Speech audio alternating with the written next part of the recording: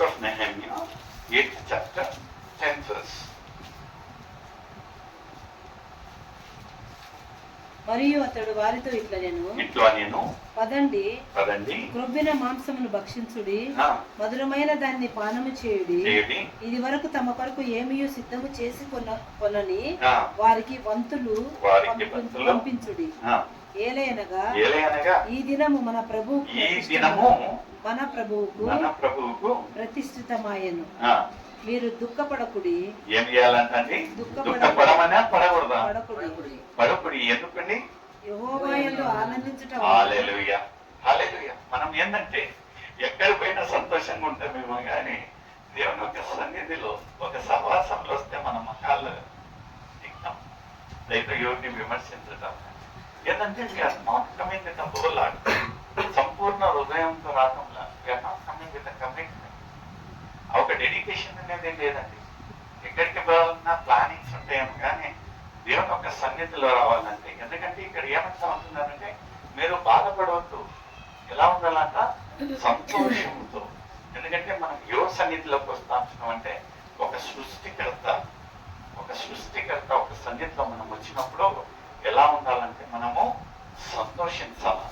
మనం బాధతో ఉన్నట్లయితే నీ యొక్క బాధలను తొలగించేదానికి, బాధలను ఎన్నిసార్లు తొలగించలేదండి మన జీవితాల?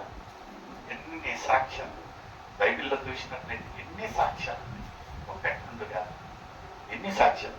ఒక చిన్న సాక్ష్యం మనం చూడాలంటే లూకాసు సువార్త 13వ అధ్యాయం 10వ వచనం, book of Luke 13th chapter 10th verse.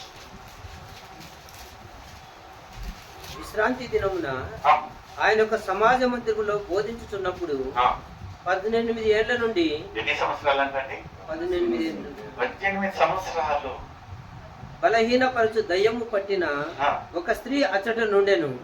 ఆమె నడుము వంగిపోయి ఎంత మాత్రమును చక్కగా నిలబడలేకుండెను. మనం మామూలుగా ఒక్క సంవత్సరం అయితేనే బెండ్ అయిపోతాం. ఇవి ఎన్ని సంవత్సరాలు అంటే 18 సంవత్సరాలు. ఇంకా నిరీక్షణ లేదు. ఆమె ఎప్పుడు పైన చూసిందే లేదు. 18 సంవత్సరాలు వంగిపోయింది మనిషి. ఇటోనే నడుచుకుంటూ ఇటోనే. ఎన్ని విమర్శనలు, ఎన్ని మంది నవ్వేవాళ్ళు కదా. మా సోను ఐదుగా ఎప్పుడన్నా ఇట్లా వంగి నడిస్తే మేము ఇంకా నవ్వుతాం, ఎలానే చేస్తాం. ఎందుకంటే ద పోస్టర్ ఎలా ఉంటున్నారంటే ఆమె జీవిత కాలంలో ఊరికి గేలి పట్టేచ్చే వాళ్ళేమో, పైన చూడు అది ఇది అని. ఆమె చూడలేదు. 18 సంవత్సరాలు she was tormented, she was tortured. ఏ ఒక నిరీక్షణ లేని జీవితం 18 సంవత్సరాలు. అయితే అలాంటి ఒక జీవితం ఉన్న ఒక స్త్రీకి మనం ముందు యేసు ఆమెను చూచి రమ్మని పిలిచి, అమ్మా, నీ బలహీనత నుండి విడుదల పొంది ఉన్నావని ఆమెతో చెప్పి. ఎవరు పిలిచారంటే యేసు పిలుస్తా ఉంటున్నాడు కదా. We are not going to God, God is coming to us. ఈమె పోయేదంటే ఎక్కడ ఏంటన్నా రాసిందండి? ఈమె పోయేది లేదు. యేసయ్య పిలిచాడు మనల్ని. ఇంకా ప్రతిసారి ప్రతి చోట పిలుస్తా ఉంటున్నాడు. బిడ్డ అన్న రాండి, ఇక్కడికి రండి, ఇక్కడ వినండి, ఆశీర్వాదాలు పొందండి, మీ జీవితాలను మార్చుకోండి. ఈమెను ఇంకా యేసు పిలిచాడంట. ఎవరైతే 18 సంవత్సరాలు ఏ ఒక నిరీక్షణ లేదు, ఇంకా నా జీవితం అంతా నేను ఇంతనే మరణిస్తానా అని అనుకునే ఒక జీవితంలో యేసు పిలిచి ఏమన్నాడండి? అమ్మా, నీ బలహీనత నుండి విడుదల పొంది ఉన్నావని ఆమెతో చెప్పి ఆమె మీద చేతులుంచగానే ఆమె చక్కగా నిలబడి దేవుని మహిమపరిచెను. నిజంగా మన ఒక జీవితాలను దేవుడు పిలిచినప్పుడు మనకు విని చెవులు ఉండాలండి. అన్నింటిలో మేము కానీ దేవుని సహవాసంలో రావాలంటే చెవులు ఉన్నమైపోతుంది. ఎందుకో తెలియదు కదా. ఎక్కడ లేని సమస్యలు, ఎక్కడ లేని కమిట్మెంట్స్, ఎక్కడ లేని పనులన్నీ అప్పుడే మనకు వస్తాయి. అయితే దేవుడు God wants to bless you. మీ యొక్క జీవితంలో ఒక అద్భుతం చేసేదానికి పిలుస్తా ఉంటున్నాడు. మనం రాకపోతే నష్టపోయేది ఎవరండి? ఆ రోజున ఆమెను పిలిచంగానే ఆమె పోకపోయింటే నష్టపోయేది ఎవరు చెప్పండి? ఇన్స్టంట్లీ షీ వాస్ హీల్డ్. ఇన్స్టంట్ గా. నాగి చూశారా? ఉడుకు నీళ్ళలో వేస్తే ఇన్స్టంట్ 2 minutes లో మ్యాగీ కదా. ఈమె ఒక జీవితంలో ఇన్స్టంట్లీ ఆయన పిలిచాడు, ఈమె వెళ్ళేది. ఆయన ఏమన్నాడంటే నీ యొక్క జీవితం నీకు ఒక స్వస్థత కలిగిందంటే ఆమె స్ట్రైట్ గా నిలబడి మన ఒక జీవితాలలో ఒక ఎప్పుడన్నా దేవుని యొక్క సన్నిధిలో దేవుని యొక్క పిలుపు మన దగ్గరికి వచ్చినప్పుడు అయితే మనకు విని చోటు ఉండాలి. అక్కడికి వెళ్ళినట్టంటే మన జీవితాలు ఒక సంవత్సరం కాదు, 2 సంవత్సరాలు కాదు, 18 సంవత్సరాలు ఏ ఒక్క నిరీక్షణ లేని ఒక జీవితాన్ని దేవుడు ఒక మాటల్లో మార్చాడు. హల్లెలూయా. మనం ఈరోజు బాధపడతా ఉంటున్నామేమో, ఎన్ని సంవత్సరాలు, 1 సంవత్సరం అయింది, 5 సంవత్సరాలు అయింది, 10 సంవత్సరాలు అయింది, ఎప్పుడు విడుదల, ఎప్పుడు నా ఒక జీవితం మారుతుంది అన్నట్టుకైతే 18 సంవత్సరాల స్త్రీ అక్కడ రాయాల్సిన పని ఏమొచ్చిందండి? 18 సంవత్సరాలను రాయాల్సిన పని ఏమొచ్చిందంటే 18 సంవత్సరాల పాత జీవితాన్ని ఇంకా మార్చే నీ యొక్క పరిస్థితులను, నీ యొక్క స్థితిగతులను మార్చే దేవుని యొక్క. హల్లెలూయా. ఒకసారి మనం ఒక 18 సంవత్సరాల పాత జీవితాన్ని చూసినట్లయితే ఏదో పొడిచారు కదండి, ఏదో పొడిచారు, ఏదో ఒక పెంకు, ఇంట్లో ఒక సైకిల్ ఉంటే అది గ్రేట్ కదా. మన జీవితాలు 18 సంవత్సరాల దేవుడు మార్చాడు. ఎందుకంటే ఇప్పుడుండే ఒక తరం ఏం చేస్తా ఉంటున్నదంటే దేవుణ్ణి గ్రహించారు. They have come to the living God. దేవునికి వాళ్ళ యొక్క జీవితాలను సమర్పించి నిజంగా మన area seems to be blessed కదా. ముందు నుంచి ఇప్పుడు చూసినట్లయితే ఎంతగా దేవుడిని ఆశీర్వాదం ఉంటున్నదంటే God is blessing each and every family. Hallelujah. నిజంగా ప్రియమైన సోదరి సోదరులు, ఆ రోజున దేవుడు ఎలా ఒక స్త్రీ ఒక జీవితాన్ని మార్చి ఉంటున్నారో ఈ రోజు నీ జీవితం నా జీవితం మార్చడానికి వేచి ఉంటున్నాడు. అయితే మనం చేయాల్సిన పని ఏముంటున్నదంటే ఆయన ఒక పిలుపును వినాలి. ఆయన పిలిచినప్పుడు మనం వెళ్ళాలి. వెళ్ళినట్లయితే అలాంటి ఒక అద్భుత కార్యాలు నీ యొక్క స్థితిగతులను ఎరిగిన దేవుడు నీ స్థితిగతులను మార్చే దేవుడుగా ఉంటున్నాడు. ముందు మనం చూసినట్లయితే మార్కు రాసిన సువార్త 5వ అధ్యాయం 2వ వచనం మనం చూసి ముందుకు వెళ్దామండి. ఆయన దోణి దిగగానే అపవిత్రాత్మ పట్టిన వాడొకడు సమాధుల నుండి వచ్చి. ఎక్కడి నుంచి వచ్చారంటే సమాధులలో. మామూలుగా ఎవరన్నా సమాధులలో ఉంటారంటే, సమాధులలో ఎలాంటి వాళ్ళు ఉంటారంటే ఏ ఒక్క గూడు లేని వాళ్ళు, ఏ ఒక్క నిరీక్షణ లేని వాళ్ళు, వెలవేసిన వాళ్ళు, ఎవరైతే తిరస్కరించే వాళ్ళు ఉంటారో, ఎవరికైతే ఏ ఒక్క నిరీక్షణ లేదు, ఏ ఒక్క దిక్కు దశ లేదో అలాంటి వాళ్ళు ఎక్కడ ఉంటారండి? It didn't have any future అనేది లేదు అతనికి. అలాంటి అతను ఏం చేశాడంట ముందు సదానమ్మా? సమాధుల నుండి వచ్చి ఆయనకు ఎదురుపడెను. వాడు సమాధులలో వాసం చేసేవాడు. సంఖ్యలతోనైనను ఆయన మామూలుగా ఉండేవాడు కాదండి. ఆయనను ఎలా బంధించేవాడంట? సంఖ్యలతో బంధించినను వాడు కాదు.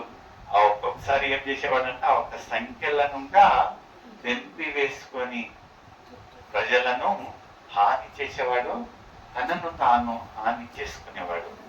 అలాంటి భయంకరమైన ఒక వ్యక్తి ఎవరి దగ్గరికి వచ్చారంటండి? ఈసయ్య దగ్గరికి వచ్చారంట. ఈసయ్య దగ్గరికి వచ్చి ఆయనలో ఉంటే ఒక గొప్పతనాన్ని ఏమనిపిస్తా ఉంటున్నదంటే ముందు భాగంలో 7వ వచనం 8వ వచనం చదవడమా?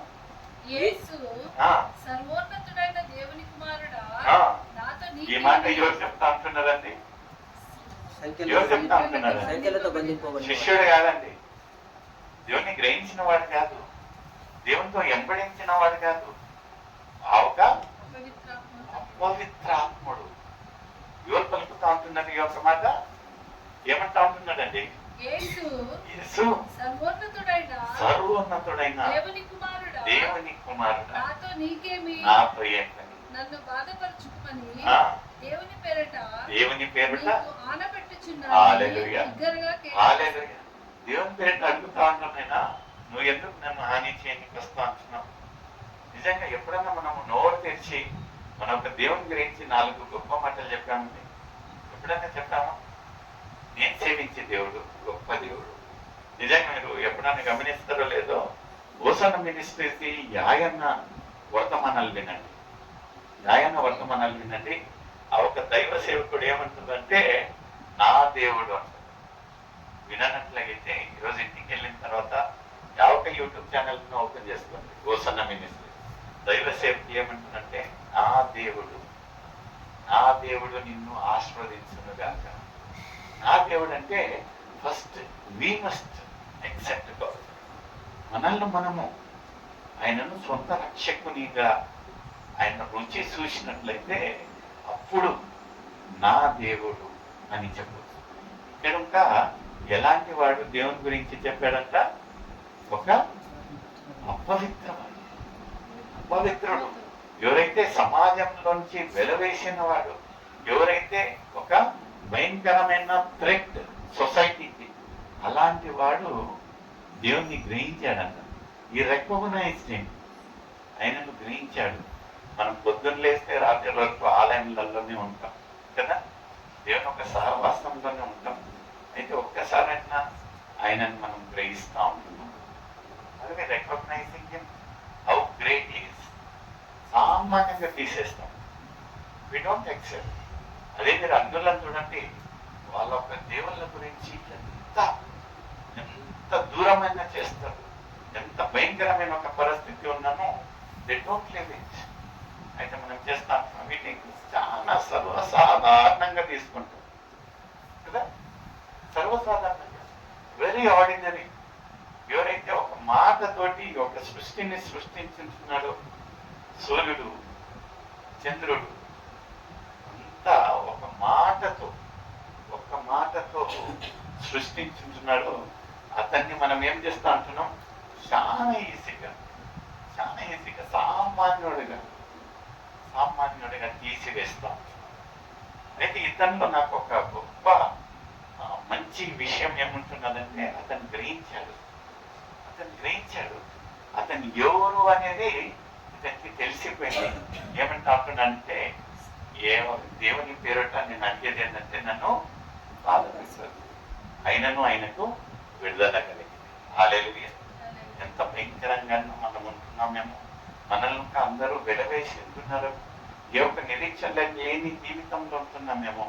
నిజంగా ప్రియమైన సోదరులు, మనం ఆ ఒక దేవుణ్ణి గ్రహించినట్లయితే మన ఒక స్థితిగతులు మార్చే దేవుని ఉంటుంది. హల్లెలూయా. అదే ఆఖరిగా లూకా రాసిన సువార్త 7వ అధ్యాయం 11వ వచనం మనం చదివి సహకరించండి. నేను ఇంకా ముగిస్తా. Book of Luke 7th chapter. వెంటనే ఆయన నాయీనను ఒక ఊరికి వెళ్ళుచుండగా ఆయన శిష్యులను బహు జన సమూహమును ఆయనతో కూడా వెళ్ళుచుండేది. ఆయన ఆ ఊరి గవిని యొద్దకు వచ్చినప్పుడు చనిపోయిన ఒకడు, ఎవరిని చూశారంటే చనిపోయిన ఒకడు. ఆయన చాలా మంది చనిపోయేలా చూశారు కదా. ఇక్కడ ఏముంటున్నది విశేషత? ఒక చనిపోయిన అతని గురించి ఎందుకు లేఖనాలలో అంత శ్రేష్టంగా రాసి ఉంటున్నారంటే, ముందు భాగం ఏముంటున్నారమ్మా? చనిపోయిన ఒకడు వెలుపలికి మోసుకుని పోబడుచుండెను. అతని తల్లికి అతను ఒక్కడే కుమారుడు. ఎందుకంటే బాధ ఎవరికంటే తల్లి. ఎందుకంటే ఎన్ని కుమారులు ఉన్నారమ్మా తల్లికి? ఒకే కుమారుడు. ఆ తల్లికి ఏమన్నా ఆశ్రయం ఉన్నదా? భర్త ఉన్నాడా? ఏమున్నదండి? విధవరాలు. The only source of income, the only source of support ఎవరంట? ఆ కుమారుడు. అయితే ఆ కుమారుడు ఇంకా మరణించిస్తే ఇంకా ఒక తల్లి యొక్క పరిస్థితి ఘోరం. మన ఒక జీవితాలలో ఎన్నోసార్లు ఒక్క విషయము చాలా మటుకు మనం ఆధారపడి ఉంటాము. ఇంకా అది లేకపోతే నా ఒక జీవితం లేదు, నా పరిస్థితుల్లో మార్చేది ఇదే అనుకుని ఉండగా సడన్ గా ఒక కదలింపు ఏమవుతుందంటే అదే లేకుండా పోయేసరికి we're no way, fish out of water కదా. ఈ యొక్క నిరీక్షణ లేదు, ఇంకా అదే ఉన్నది. నేను లాస్ట్ ఆధారం. ఈమెకు ఇంకా భర్త పైనందుకు బాధపడలేదు, భర్త పైన పర్వాలేదు, నా ఒక జీవితం నడుస్తుంది. ఎందుకంటే ఒక కుమారుడు ఉంటున్నాడు. అయితే ఆ కుమారుడు ఇంకా మరణించినప్పుడు తల్లి పరిస్థితి, ఆ ఒక రోదన వేదన ఎవరు చూశారంటండి? యేసయ్య చూశాడు. చూసి ముందు భాగం చదవండమ్మా. ప్రభువు ఆమెను చూచి చూచి ఆమె ఎందుకు కనికరపడి ఇప్పుడు ఆమె పోయిందండి, ఆయన కాడికి పోయిందండి లేదు కదా, ఆయనే వచ్చి ఆయననే వచ్చాడు. ఎందుకంటే మన ఒక పరిస్థితులను ఆయన చూస్తాడండి, చూసి గమ్మునుంటాడు. కనికరం ఉల్ల దేవుడు, కృప ఉల్ల దేవుడు, ప్రేమ కలిగిన దేవుడు. మనం ఎంత కాదనుకున్నాను, మీరు చెయ్యక నీవు ఉండలేవయ్యా, ఆరాధించక నీవు ఉండలేనయ్యా. ఆయన ప్రేమ కలిగిన దేవుడు. మనం ఎంత తిరస్కరించను, మాట్లాడకపోయినను, పలకరియకపోయినను ఆయన మనల్ని పలకరిస్తా ఉంటాడు, వస్తాడు. ఆయనకు తెలుసు నీ యొక్క పరిస్థితి ఎలా ఉంటున్నది. ఈ యొక్క నిరీక్షణ లేదు, ఆ ఒక తల్లి ఒక పరిస్థితి తెలిసింది, ఈ యొక్క ఆధారం లేదు, ఉన్న కుమారుడు ఇంకా మరణించాడు. అట్లాంటి పరిస్థితులలో ఎవరు వచ్చాడంటే ఏసై అడుగు పెట్టాడంట. ఒక్కసారి ఏసై అడుగు పెట్టినట్లయితే ఎలాంటి ఒక పరిస్థితి ఉన్నను పరిస్థితులను మార్చే దేవుడు. హల్లెలూయా, హల్లెలూయా. ముందు భాగం చదవండి. ప్రభు ఆమెను చూచి ఆమె ఎందుకు కనికరపడి 7వ వద్దని ఆమెతో చెప్పి దగ్గరకు వచ్చి వారిని ముట్టగా మోయుచున్న వారు నిలిచిరి. ఆయన చిన్నవాడా, లెమ్మని నీతో చెప్పుచున్నాననగా ఆ చనిపోయిన వాడు లేచి కూర్చుండి మాటలాడు. ఒక్కసారి ఆ ఒక సిచ్యువేషన్ ను పిక్చరైజ్ చేస్తుంది. ఒక్కసారి గమనించండి. ఈ యొక్క నిరీక్షణ లేకుండా ఆ తల్లి ఇంకా మరుక్షణము అతన్ని బూత్ స్థాపన అయిపోయిన తర్వాత ఇక నా పరిస్థితి ఏంటి, నా బాధలు ఎవరికి చెప్పుకోవాలి, ఎలా ఉంటున్నది నా పరిస్థితి, ఒక ఫ్యూచర్ లేని బతుకు అనుకుంటా ఎన్నో ఆలోచనలతో, బాధతో, వేదనతో, రోదనతో అక్కడి నుంచి వెళ్తుండగా ఒకేసారి యేసయ్య ఆ ఒక పరిస్థితులలో వచ్చి తల్లి నువ్వు వేడవాకు అని ఆ ఒక పాడెను ముట్టంగానే ఆ ఒక కుమారుడు లేచి బ్రతికినప్పుడు see the joy what mother face కదా. మన పరిస్థితుల్లో ఒక మార్చడానికి యేసయ్య వేచి ఉంటున్నాడు. Is knocking at a door. మనం ఏం చేయాలంటే ఆయనను మన సొంత రక్షకునిగా అంగీకరించాలి. Is going to change the battles into blessing. మనం ఏం చేయాలంటే ఆయనను సొంత రక్షకునిగా అంగీకరించి మన ఒక విరిగి నలిగిన హృదయాలను సమర్పించాలి. మనం ఇంకా దూరం ఉంటున్నామేమో, ఇదే అనుకూలమైన సమయం, ఇదే రక్షణ నిర్ణయం. మనం అందరం కళ్ళు మూసుకుందామండి. మన మధ్యలో ఉన్న వసంతన్న గారు ఆఖరిగా ప్రార్థన చేసి ఒక కూటాన్ని ముగించాలని